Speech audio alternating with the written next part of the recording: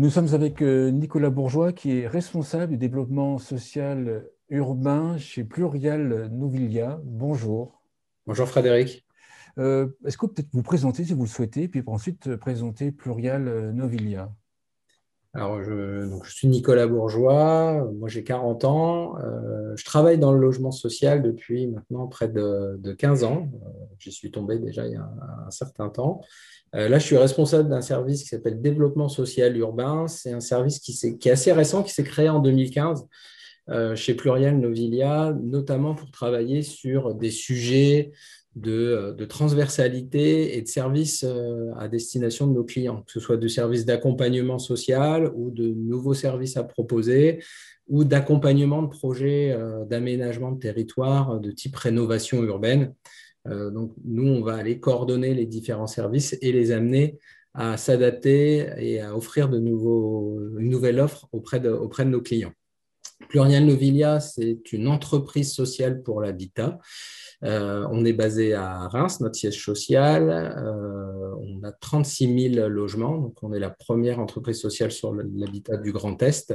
36 000 logements qui se répartissent sur un territoire assez large, puisqu'on couvre la Champagne-Ardenne quasiment dans son intégralité, sauf l'Aube. Donc on va en Haute-Marne, dans la Marne et dans les Ardennes, mais aussi en Île-de-France. Depuis plusieurs années, on développe du patrimoine en Île-de-France. Donc, on va jusque dans l'Essonne et en Seine-et-Marne principalement. Plurial Novilia est une filiale du groupe Action Logement, collecteur de la participation des entreprises à l'effort de la construction. Et donc, on a aussi pour mission principale d'apporter du service aux salariés et de les loger en priorité sur notre parc. Donc, vous avez un axe, enfin plusieurs axes sur la destination de la population des seniors ou des personnes âgées. Euh, Déjà, peut-être expliquer le nombre, le pourcentage de retraités dans vos logements, peut-être pour qu'on comprenne bien de quoi on parle. Je pense effectivement il y a le pourcentage actuel qui est très important, mais surtout la projection. À l'heure actuelle, notre parc est composé de, en gros, 25% de clients de plus de 65 ans. Mais on se rend compte que dans les 10 ans à venir, il va avoisiner les 40% d'occupation. Alors, sur plusieurs effets, les 55-65 ans qui sont dans notre parc vont peu bouger du logement parce qu'on a constaté qu'il y avait peu de rotation sur ce type de profil de client.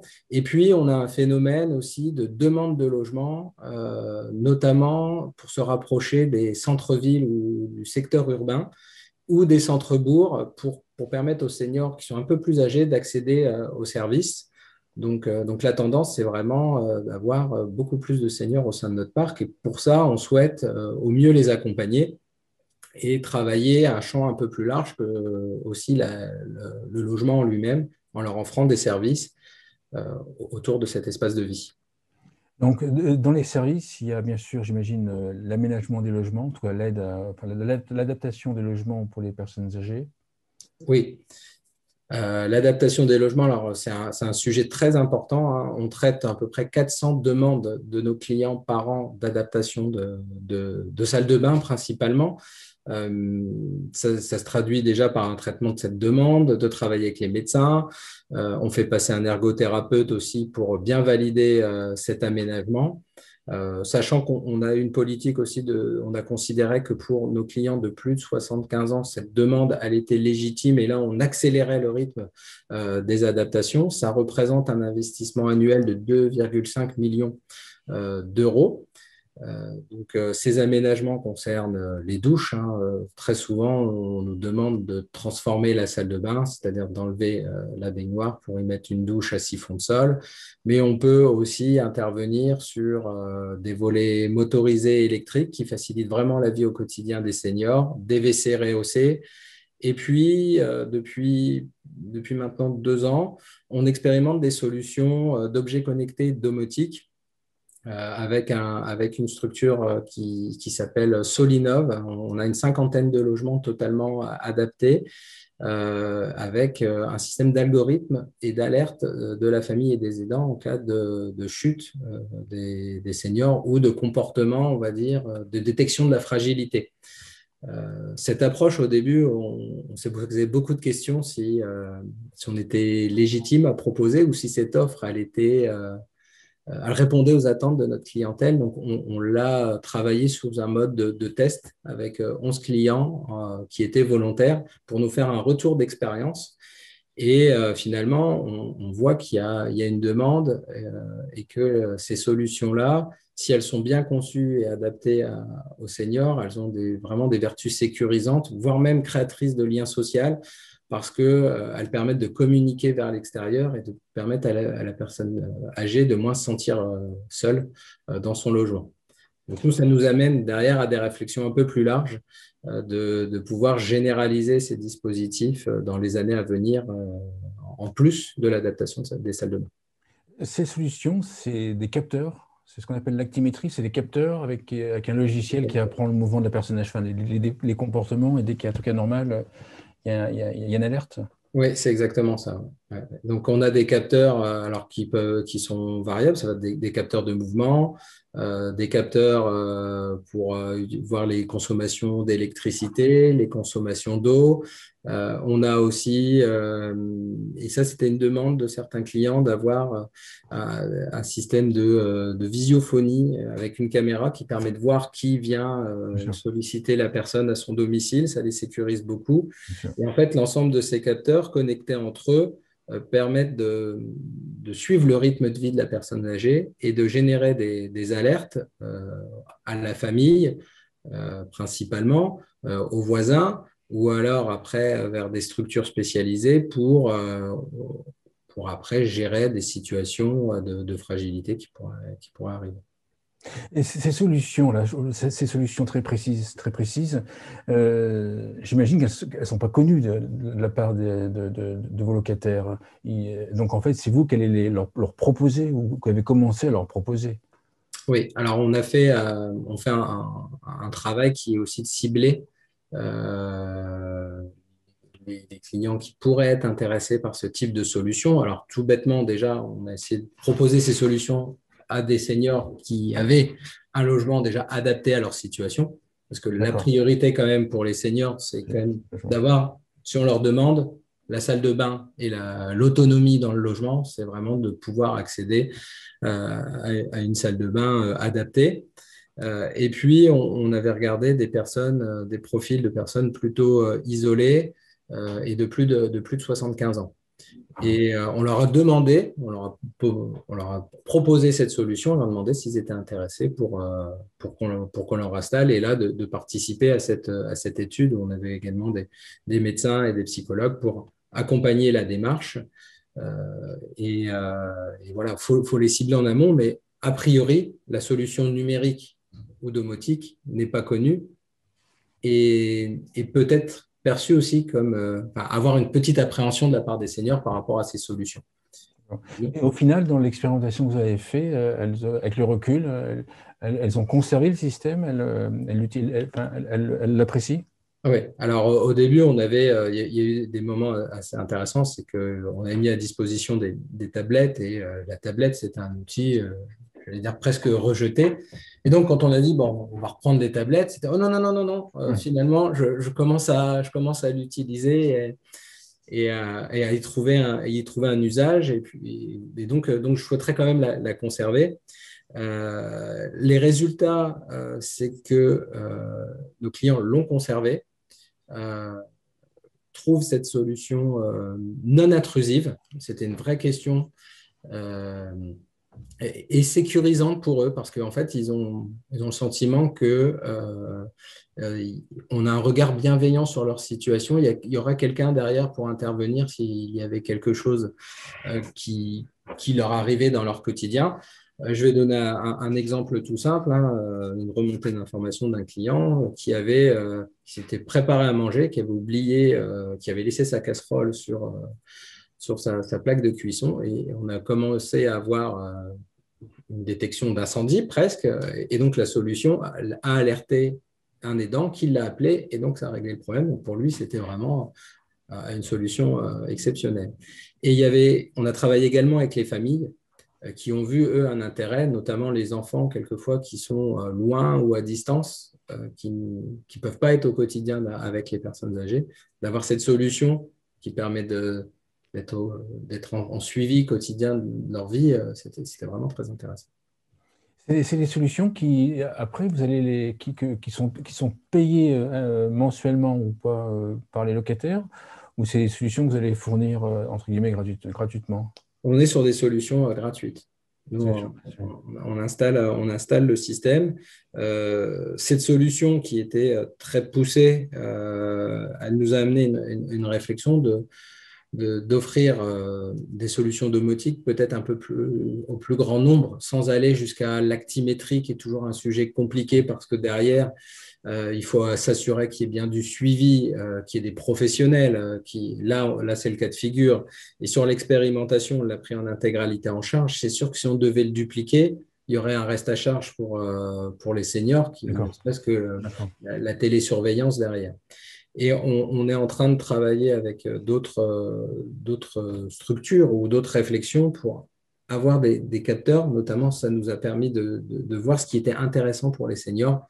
Schématiquement, le chemin lumineux automatique, c'est quelque chose qui, en cas de levée de nuit, qui est très intéressant et qu'ils acceptent beaucoup. On a vu les volets roulants qui peuvent se lever de manière automatique avec des scénarios. Ça, c'est quelque chose qui les intéresse. Les détecteurs de fuite qui pourraient avoir double fonction, c'est-à-dire d'identifier la fuite dans le logement, mais aussi de mesurer, de dire la personne elle consomme bien de l'eau quotidiennement. Donc ça, on peut générer des alertes. On est en train de travailler à dire sans capteur de mouvement, sans actimétrie, comment chaque objet connecté peut accompagner le quotidien du senior et l'inscrire dans un réseau de voisinage et d'aide.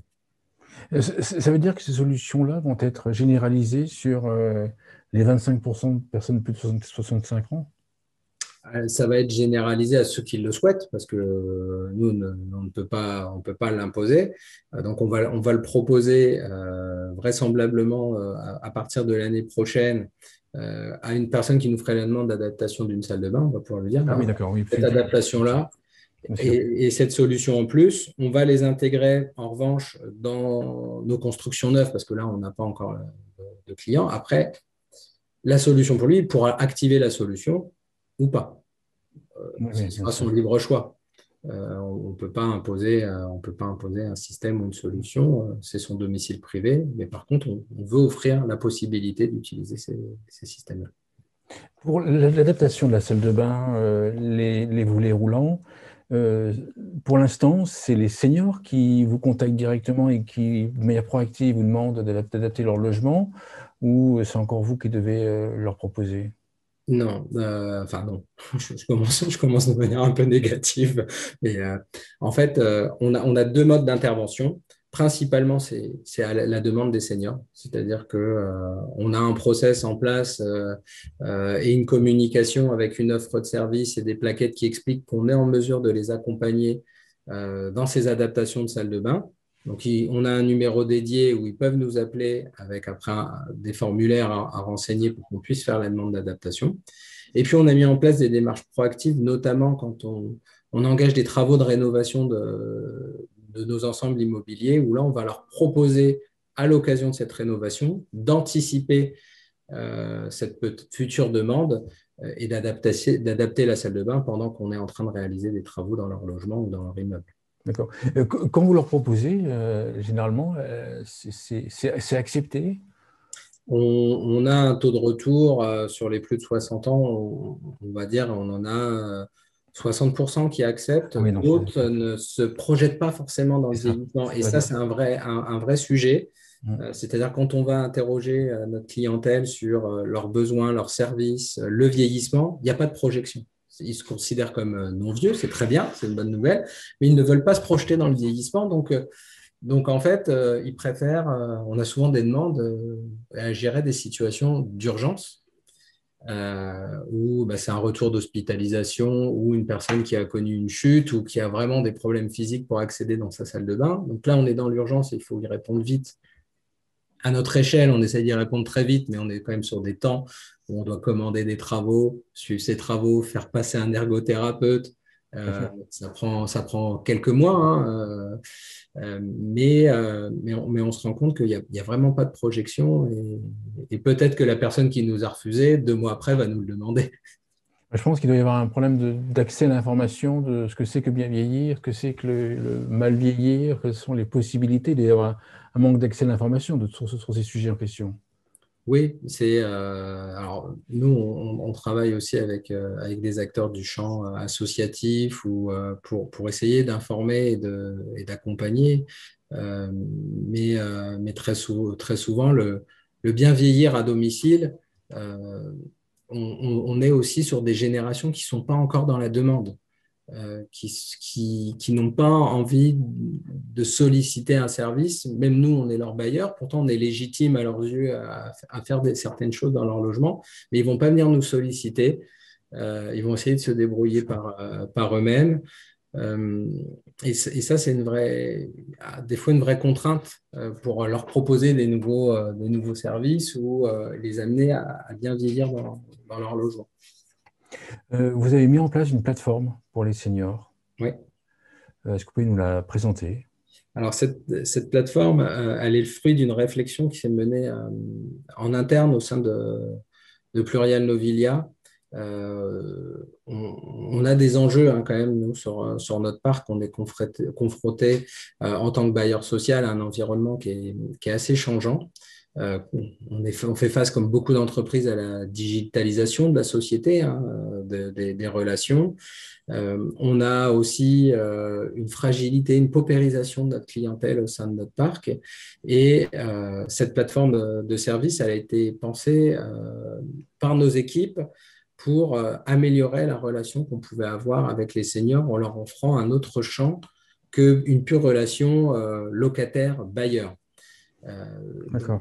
au sein de cette plateforme-là, alors c'est un travail profond en interne, c'est qu'on a formé des équipes, on a formé des équipes au vieillissement, mais aussi à l'animation de la plateforme pour proposer régulièrement du contenu, des articles, de l'information, cartographier l'offre de services existante des quartiers ou des villes où les seniors sont. Donc, on est sur 2 secteurs d'expérimentation, là, 2 villes où on a pu cibler toutes les pharmacies de proximité, les médecins, l'offre d'alimentation sur la plateforme, tout est disponible, les kinés. Euh, D'accord. on a pu mettre en avant les partenaires de type les CCAS, les CLIC, faire connaître la Maya, tous les acteurs qui peuvent intervenir. Et puis notre offre de services propres, donc je vous parle de l'adaptation de logement, les partenaires avec qui on travaille, nous on propose aussi, on a des partenariats avec des structures de téléassistance pour proposer de la téléassistance à prix plus avantageux par notre biais qu'en direct par les téléassisteurs. Nos travaux de petits services à domicile, par exemple, quand il y a besoin de remettre une tringle, bouger un cadre, bouger un meuble, refaire de la robinetterie, on a, nous, des services gratuits. Les seniors ne les sollicitent pas, donc on a utilisé cette plateforme de service pour faire diffuser de l'information et essayer de les mobiliser autour de ce projet. La plateforme est accessible par Internet. Oui. Est-ce à dire que les locataires âgés sont connectés à Internet? Alors, on en a, effectivement, de plus en plus. C'est aussi Nous, on pense que on n'est pas que sur un problème lié à l'âge autour de la fracture numérique, qu'il y a d'autres problématiques et d'autres sujets à gérer qui sont plus d'ordre sociétal Bien sûr. et culturel dans certains cas. Et donc, quand on a interrogé les seniors sur ce type d'offre de service, il y a eu une réponse positive et ils nous ont dit qu'on était légitime. Pour l'instant, on est sur une phase de lancement depuis février. On a sur 500 personnes identifiées, fléchées, pour lesquelles on avait déjà une adresse mail chez nous, qui avait déjà aussi un compte autour de notre espace client. On en a une centaine qui se sont inscrits spontanément sur la plateforme, sur une simple communication et qui la consultent régulièrement. Donc, on a des seniors effectivement qui sont connectés. Pour les autres, on développe, nous, des services avec des services civiques, notamment une structure qui s'appelle Unicité, qui sont de l'accompagnement au numérique à domicile, pardon. Que ce soit, alors, avant on faisait des ateliers, mais c'est vrai que le contexte sanitaire ne nous permet pas de réaliser ces ateliers, mais on a de l'accompagnement individuel pour aider les seniors à être dans l'environnement informatique. D'accord. Ensuite, la plateforme va être diffusée à plus large échelle auprès de vos locataires. L'expérimentation, on est sur 6 mois, c'est aussi dans une démarche plus interne on va dire de lean, mais on veut apprendre de cette expérimentation pour pouvoir la dupliquer par la suite. C'est quelque chose vraiment, quand je vous dis de nouveau, on a plutôt un fonctionnement chez le bailleur d'être dans le traitement de la demande du client et d'y apporter une réponse rapide. Là, on a inversé le processus, c'est-à-dire qu'on va vers les clients pour leur apporter de l'information. C'est-à-dire que dans le fonctionnement au quotidien de nos équipes de proximité, on change beaucoup de choses. Donc, il faut s'approprier ce nouveau mode d'interagir avec la clientèle et mesurer, on va dire, les facteurs clés de succès et comment on peut le développer. Et puis, on travaille en parallèle aussi à cartographier les acteurs du territoire. De chaque territoire, on veut le développer parce qu'on peut les intégrer sur la plateforme et quel rôle ils pourraient avoir et quelle offre de service on va pouvoir offrir. Quand je vous disais qu'on est sur 36 000 logements, on sait très bien que les problématiques sur une ville comme Reims, centre, vont être complètement différentes d'une offre de service en ruralité ou qui vont être complètement différentes d'un autre bassin d'habitat. Donc, on doit à chaque fois analyser ce bassin d'habitat, analyser aussi notre clientèle. Là, sur les deux secteurs, on avait déjà des différences assez marquées, pas en termes d'âge, ni en termes de profil de seniors. On était sur généralement des femmes seules de plus de 65 ans. Mais par contre, en termes de ressources, on avait des grandes variétés d'un territoire à un autre. Et notamment, qui dit ressources, dit pouvoir se payer ou accéder aux services des partenaires. Et donc, il faut raisonner un peu différemment sur ces deux territoires, travailler plus avec les acteurs institutionnels pour faire accéder aux services les seniors, alors que l'autre, on peut plus travailler avec peut-être de champs de structure de la silver economy. D'accord. Une conclusion à l'émission? Une conclusion à l'émission, c'est que pour un bailleur comme Plurial Novilia, on a encore beaucoup de choses à mener dans le champ du senior et du travailler avec notre clientèle. Moi, j'aime à dire qu'à chaque fois qu'on développe un projet, on en apprend plus sur les besoins des seniors et qu'il y a aussi beaucoup d'enjeux à structurer le réseau partenarial autour des seniors parce qu'il ne s'agit pas de réinventer ce qui se fait déjà, mais de mieux coordonner les actions de tous les acteurs pour mieux accompagner ce public sur le territoire. Super, merci Nicolas. Nicolas Bourgeois, je rappelle que vous êtes responsable du développement social urbain chez Plurial Novilia. Merci beaucoup. Merci, au revoir.